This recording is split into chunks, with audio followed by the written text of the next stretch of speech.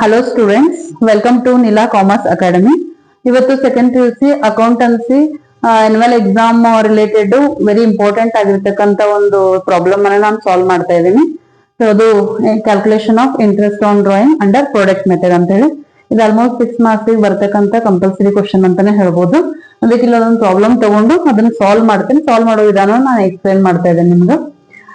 Problem ನೋಡೋದಿಲ್ಲ ಏನ್ ಕೊಟ್ರ ಪ್ರಾಬ್ಲಮ್ ಅಂತ ಹೇಳಿ X and Y are partners in a firm and X withdrawn the amount from business was as follows ಅಂತ ಹೇಳಿ ಇಲ್ಲಿ X ಮತ್ತು Y ಅಂತ ಹೇಳಿ ಇಬ್ರು ಪಾರ್ಟ್ನರ್ಸ್ ಅರ. ಆ ಇಬ್ರು ಪಾರ್ಟ್ನರ್ಸ್ ಒಳಗ X ಅಂತಕ್ಕಂತ ಪಾರ್ಟ್ನರ್ ಏನ್ ಮಾಡ್ತಾ ಇದಾನಂದ್ರ ಬಿಸ್ನೆಸ್ ಇಂದ ಅಮೌಂಟ್ ಅನ್ನ ಏನ್ ಮಾಡ್ತಾ ಇದಾನಂದ್ರ ವಿಡ್ರಾ ಮಾಡ್ಕೊಳತ್ತಾನ. ಅಂದ್ರೆ ಬೇರೆ ಬೇರೆ ಡೇಟಿಗೆ ಬೇರೆ ಬೇರೆ ಅಮೌಂಟ್ ಅನ್ನ ವಿಡ್ರಾ ಮಾಡ್ಕೊಳತ್ತಾನ ಅಂತ ಹೇಳಿ ಇಷ್ಟ ಅದ್ರಲ್ಲಿ ಯಾವ ಡೇಟಿಗೆ ಅವನು ವಿಡ್ರಾ ಮಾಡ್ಕೊಂಡಿದ್ರೆ ಮತ್ತೆ ಎಷ್ಟೆಷ್ಟು ಅಮೌಂಟ್ ವಿಡ್ರಾ ಮಾಡ್ಕೊಂಡ ಪ್ರಾಬ್ಲಮ್ ಕೊಟ್ಟಾರ. ಸೊ ಫಸ್ಟ್ ಒಂದು ₹3,000 ಆನ್ 1/6/2023 ಅಂದ್ರ ಸೊ ಜೂನ್ 1ನೇ ತಾರೀಕಿಗೆ 3,000 withdraw ಮಾಡ್ಕೊಂಡಾನ. Next 30th/9/2023 2,000, 1/1/2024 4,000, 31st/3/24 5,000. So ಇಲ್ಲಿ ಯಾವ್ಯಾವ ಅಮೌಂಟ್ ಡೇಟಿಗೆ ಎಷ್ಟೆಷ್ಟು ಅಮೌಂಟ್ ವಿಡ್ರಾ ಮಾಡ್ಕೊಂಡ ಪ್ರಾಬ್ಲಮ್ ಕೊಟ್ಟಾರ. ನೆಕ್ಸ್ಟ್ ಅದ್ರ ಬಗ್ಗೆ ಏನ್ ಕ್ಯಾಲ್ಕುಲೇಟ್ ಮಾಡ್ಲಕ್ ಹೇಳ್ಯಾರ ನೋಡೋಣ. Calculate interest on excess drawing at 12% per annum under product method for the year ended as on 31st/3/2024 ಅಂತ ಹೇಳಿ. ಸೊ ಬೇರೆ ಬೇರೆ ಡೇಟು ಬೇರೆ ಬೇರೆ ಅಮೌಂಟ್ ಕೊಟ್ಟಾಗ ಯೂಶುವಲಿ ಪ್ರಾಡಕ್ಟ್ ಮೆಥಡ್ ಇರ್ತದೆ. ಅದು ಮತ್ತೆ ಪ್ರಾಬ್ಲಮ್ ಒಳಗೆ ಮೆನ್ಷನ್ ಮಾಡಿರ್ತಾರೆ ಪ್ರಾಡಕ್ಟ್ ಮೆಥಡ್ ನಾಗೆ ಸಾಲ್ವ್ ಮಾಡ್ರಿ ಅಂತ ಹೇಳಿ. ಮತ್ ಇನ್ನೊಂದ್ ಏನ್ ಇನ್ಫಾರ್ಮೇಶನ್ ಕೊಟ್ಟಿರ್ತಾರ ಅಂದ್ರ ರೇಟ್ ಆಫ್ ಇಂಟ್ರೆಸ್ಟ್ ಕೊಟ್ಟಿರ್ತಾರ. ಅಂದ್ರೆ ಆ ಡ್ರಾಯಿಂಗ್ ಮೇಲೆ ಎಷ್ಟು % ಇಂಟ್ರೆಸ್ಟ್ ಇದೆ ಅನ್ನೋದನ್ನ ಕೂಡ ಪ್ರಾಬ್ಲಮ್ ನ ಮೆನ್ಷನ್ ಮಾಡಿರ್ತಾರ. ಮತ್ ಎಂಡಿಂಗ್ ಡೇಟ್ ಕೂಡ ಮೆನ್ಷನ್ ಮಾಡಿರ್ತಾರ. ಇವೆರಡೂ ನೀವು ಫಸ್ಟ್ ಕೇರ್ಫುಲ್ ಆಗಿ ನೋಡ್ಕೋಬೇಕಾಯ್ತದ. ಮತ್ತೆ ಮೇನ್ ನೀವು ಫಸ್ಟ್ ಸಾಲ್ವ್ ಮಾಡೋ ಟೈಮ್ನಾಗ you have to write the title in the proper way ಅಂತ ಹೇಳಿ ಸರಿಯಾಗಿ ನೀವು ಟೈಟಲ್ ಬರ್ಕೋಬೇಕಾಯ್ತದ. Calculation of interest on excess drawings under product method as on 31st/3/2024 ಅಂತ ಹೇಳಿ. ಅಂದ್ರೆ ನಾವು ಎಕ್ಸಸ್ ಡ್ರಾಯಿಂಗ್ಸ್ ಮೇಲೆ ಇಂಟ್ರೆಸ್ಟ್ ಕ್ಯಾಲ್ಕುಲೇಟ್ ಮಾಡ್ಲತ್ತಿದೀವಿ. ಜೊತೆಗೆ ಯಾವ ಮೆಥಡ್ ನ ಮಾಡ್ಲತ್ತಿದೀವಿ ಪ್ರಾಡಕ್ಟ್ ಮೆಥಡ್ ನಾಗ. ಮತ್ ಎಂಡಿಂಗ್ ಡೇಟ್ ಏನದ ಅದನ್ನ ಕೂಡ ನೀವು ಮೆನ್ಷನ್ ಮಾಡ್ಬೇಕು. ಇದನ್ನ ಯಾಕೆ ಮೆನ್ಷನ್ ಮಾಡ್ಬೇಕಂದ್ರೆ ಮುಖ್ಯವಾಗಿ ನಮ್ಗೆ ಮಂತ್ ಕ್ಯಾಲ್ಕುಲೇಷನ್ ಮಾಡೋ ಟೈಮ್ನಾಗ ಈ ಡೇಟ್ ಬಹಳಷ್ಟು ಇಂಪಾರ್ಟೆಂಟ್ ಇರ್ತದ.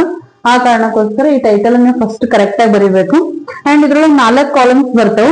ಫಸ್ಟ್ ಕಾಲಮ್ ಡೇಟ್ ಅದ, second column amount withdrawn, third column outstanding months ಅಥವಾ ನಂಬರ್ ಆಫ್ ಮಂತ್ಸ್ ಅಂತ ಕೂಡ ಕರೀತಾರೆ ಅದಕ್ಕೆ. ಲಾಸ್ಟ್ ಕಾಲಮ್ ಪ್ರಾಡಕ್ಟ್ ಮೆಥಡ್ ಅಂತ ಹೇಳಿ. ಇವು ಫಸ್ಟ್ ಮತ್ತು ಸೆಕೆಂಡ್ ಕಾಲಮ್ ಏನಿರ್ತಾವ ಇವು ಆಲ್ರೆಡಿ ಪ್ರಾಬ್ಲಮ್ ನಾಗ ಕೊಟ್ಟಿದ್ವು ಇರ್ತಾವ.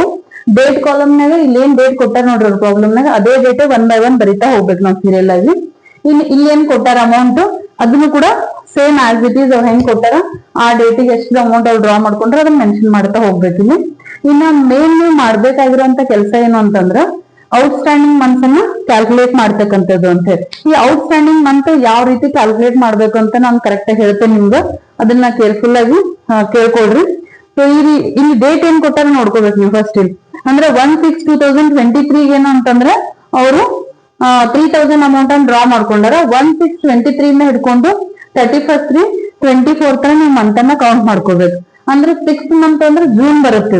ಜೂನ್ ಇಂದ ಅಂದ್ರೆ 2023 ಜೂನ್ ಇಂದ ಹಿಡ್ಕೊಂಡು ನೆಕ್ಸ್ಟ್ ಇಯರ್ ಮಾರ್ಚ್ 31st ನ ಕೌಂಟ್ ಮಾಡ್ಬೇಕು.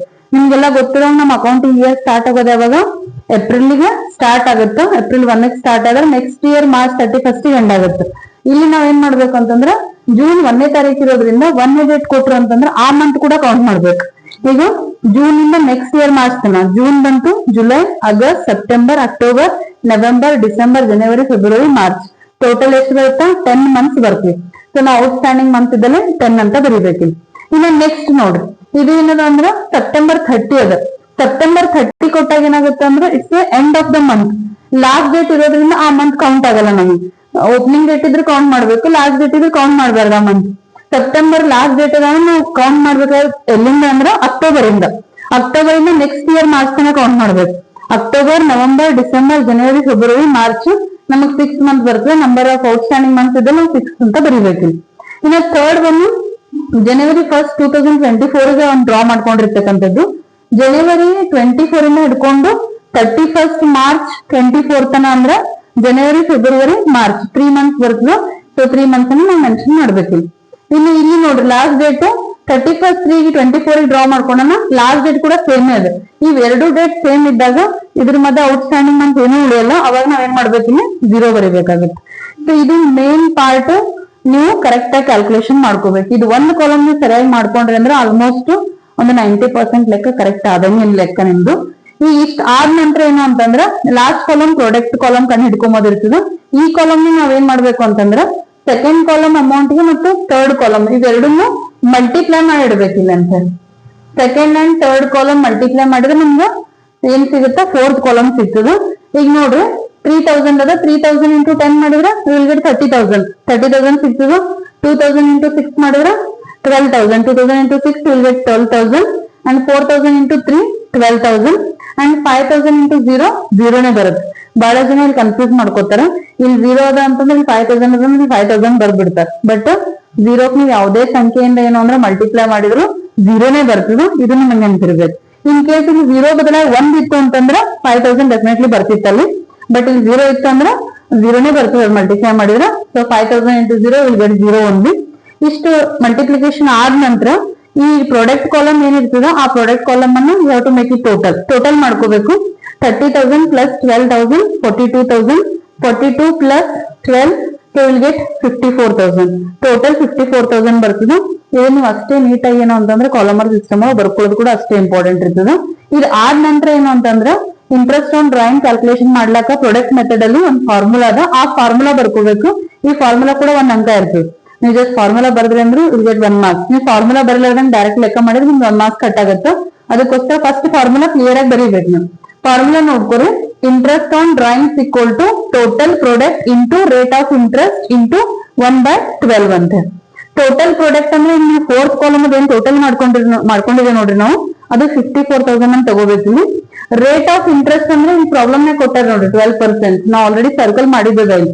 12% ಅಂದ್ರೆ ಪರ್ಸೆಂಟೇಜ್ ಯಾವಾಗ್ಲೂ ಎಷ್ಟಕ್ಕೆ ಇರ್ತದೆ 100ಕ್ಕೆ ಇರ್ತದೆ. ಸೊ ಅದಕ್ಕೋಸ್ಕರ ನಾವ್ ಏನ್ ಮಾಡ್ಬೇಕಂದ್ರೆ 12/100 ಅಂತ ಬರ್ಕೋತೀವಿ ಇಲ್ಲಿ.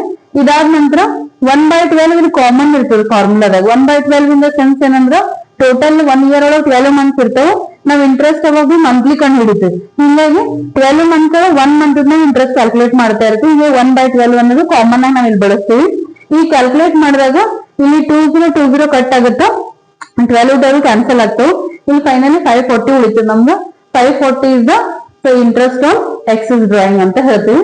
ಸೊ ಈ ರೀತಿ ಏನು ಅಂತಂದ್ರ ಬಹಳಷ್ಟು ಈಸಿಯಾಗಿ ಈ ಪ್ರಾಬ್ಲಮ್ ಅನ್ನ ಏನ್ ಮಾಡ್ಬೋದು ಸಾಲ್ವ್ ಮಾಡ್ಬೋದು. ನೀವು 6 ಅಂಕ ಏನು ಅಂತಂದ್ರ ಆರಾಮಾಗಿ ತಗೋಬಹುದು. ಅದಕ್ಕೋಸ್ಕರ ಇದು ಇನ್ನೊಂದ್ಸತಿ ನಿಮ್ಗೆ ಇನ್ ಕೇಸ್ ಅಂಡರ್ಸ್ಟ್ಯಾಂಡ್ ಆಗಿಲ್ಲ ಮತ್ತೊಂದ್ಸತಿ ವಿಡಿಯೋ ನೋಡಿ ಸರಿಯಾಗಿ ಡೆಫಿನೆಟ್ಲಿ ಅಂಡರ್ಸ್ಟ್ಯಾಂಡ್ ಆಗುತ್ತೆ. ಒಂದೆರಡು ಪ್ರಾಬ್ಲಮ್ ಇದೇ ಟೈಪ್ ನೀವು ಸಾಲ್ವ್ ಮಾಡಿದ್ರೆ ಅಂದ್ರೆ ಡೆಫಿನೆಟ್ಲಿ ಈ ಲೆಕ್ಕ ನಿಮಗೆ ಪರ್ಫೆಕ್ಟ್ ಆಯ್ತದ. ನಿಮಗೆ ಮೇ ಬಿ ಇದು ಬಹಳಷ್ಟು ಯೂಸ್ಫುಲ್ ಆಯ್ತು ಅಂತ ಹೇಳ್ತಾ ಸೊ ಈ ಒಂದು ಚಾನೆಲ್ ಅನ್ನ ಸಬ್ಸ್ಕ್ರೈಬ್ ಮಾಡ್ರಿ, ಲೈಕ್ ಮಾಡ್ರಿ, ಸಪೋರ್ಟ್ ಮಾಡ್ತಾ ಇರಿ. Thank you one and all.